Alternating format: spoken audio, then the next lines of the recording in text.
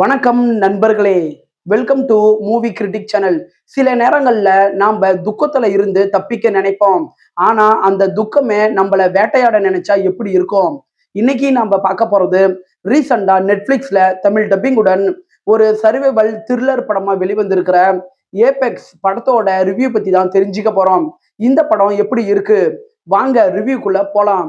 படத்தோட கதை அப்படின்னு பார்த்தா, படத்துல ஷாஷா அப்படிங்கிறவங்க ஒரு சிறந்த மவுண்டன் கிளைம்பரா இருக்கிறாங்க. ஒரு ஆக்சிடென்ட்ல தன்னுடைய கணவரை அவங்க இழக்கிறாங்க. அந்த துக்கத்துல இருந்து மீண்டு வரணும் அப்படிங்கிறதுக்காக ஆஸ்திரேலியாவுல இருக்கிற ஒரு காட்டுக்கு அவங்க போறாங்க. அங்க பென் அப்படிங்கிற ஒரு சைக்கோவை சந்திக்கிறாங்க. அந்த சைக்கோ காட்டுக்கு வர மனிதர்களை வேட்டையாடுறத ஒரு சடங்கா செஞ்சுக்கிட்டு இருக்கிறாரு. நிராயுத பாணியா இருக்கிற ஹீரோயின் ஒரு பக்கம் மர்மமான காடு, இன்னொரு பக்கம் வில் அம்போட இருக்கிற சைக்கோ. இந்த ரெண்டு கிட்ட இருந்து ஹீரோயின் எப்படி தப்பிக்கிறாங்க அப்படிங்கிறது தான் படத்தோட மீதி கதையே. படத்தோட பாசிட்டிவ்னு பார்த்தா, படத்துல சார்லிஸ் தெரோன் ஒரு மலையேற வீரரா தான் உடலை வருத்திக்கிட்டு பிரமாதமா நடிச்சிருக்கிறாங்க. படத்துல சைக்கோ வில்லன் கதாபாத்திரத்துல டேரோன் ஈகர்டன் தான் நடிச்சிருக்கிறாரு. அவரு தன்னுடைய நடிப்பு மூலமா சைக்கோ வில்லன் கதாபாத்திரத்துக்கு நல்லாவே உயிர் கொடுத்திருக்கிறாரு. இந்த படம் 1 மணி நேரம் 30 நிமிஷம் ரன் ஆகக்கூடிய படம். குயிக்கா உங்களால பார்த்து முடிக்க முடியும்.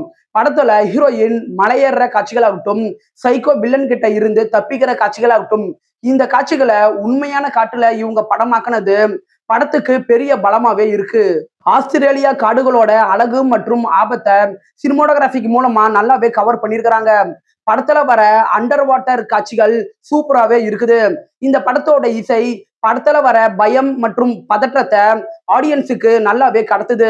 படத்தோட திரைக்கதையை பத்தி சொல்லணும்னா பிரமாதம் அப்படின்னு சொல்லிட முடியாது. ஆனா ஒரு போர் அடிக்காத திரைக்கதைய இந்த படத்துல நீங்க எதிர்பார்க்கலாம். படத்தோட குறைகள் அப்படின்னு பார்த்தா, நாம பல சர்வைவல் படங்கள்ல பார்த்த கதைக்களம் தான் இந்த படத்துலயும் இருக்கு. சோ கதைக்களம் புதுவித ஒரு அனுபவத்தை ஏற்படுத்த மிஸ் பண்ணிடுச்சு. படத்துல வில்லன் ஏன் சைக்கோவா மாறினாரு அப்படிங்கிற ஒரு விஷயத்த காட்சிகளா இன்னுமே தெளிவா கொண்டுட்டு வந்திருக்கலாம். படத்துல நடிகர்களோட நடிப்பு நல்லாவே இருந்தாலும் கதாபாத்திரங்களுக்கு இடையேயான எமோஷன் காட்சிகள் பெரிய எமோஷன் கனெக்டை ஏற்படுத்த மாட்டேங்குது. படத்துல ஹீரோயின் வில்லன் கிட்ட இருந்து தப்பிக்கிற காட்சிகளை பார்க்கும்போது சில இடங்கள்ல லாஜிக் இடிக்க தான் செய்யுது.